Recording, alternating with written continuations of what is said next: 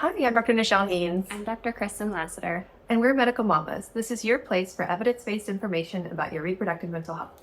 Meaning mental health in relation to reproductive hormone changes, like around pregnancy, postpartum, menopause, premenstrual disorders, and infertility. We were sitting and talking about what we're going to talk about today, and we realized we've never actually defined reproductive or perinatal psychiatry. I figured it might be helpful to share with you what it is, what we do, how we're different than regular psychiatrists, and maybe where to find psychiatrists like that.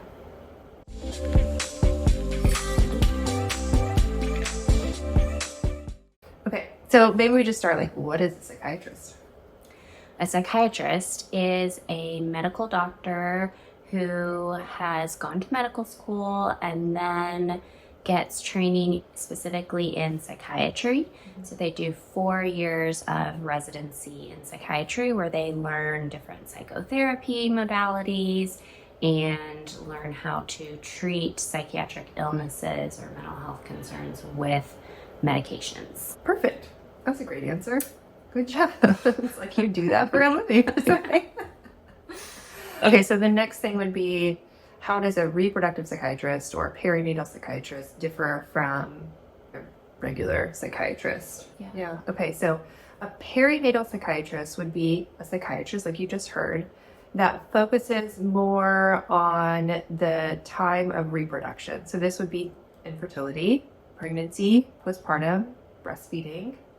So as a perinatal, I identify as a perinatal psychiatrist. I think you feel more like repro, right? Like a reproductive psychiatrist. Mm-hmm. Right, yeah.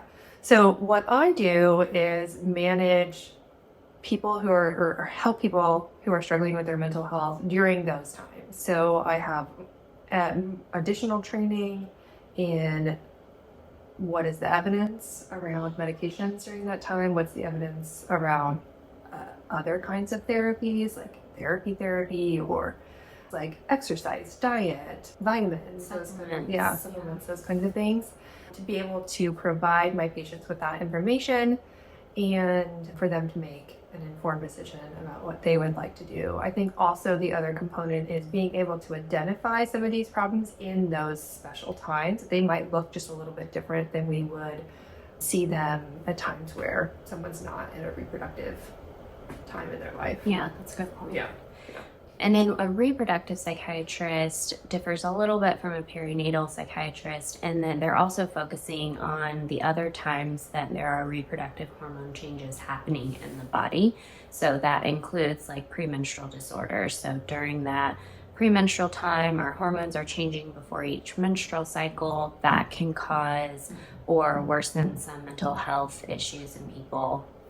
And then also menopause or perimenopause, also a time when reproductive hormones are changing or kind of going haywire, and that can start up mental illness for a lot of people who've never experienced it before, or just worsen mental health concerns that people already have.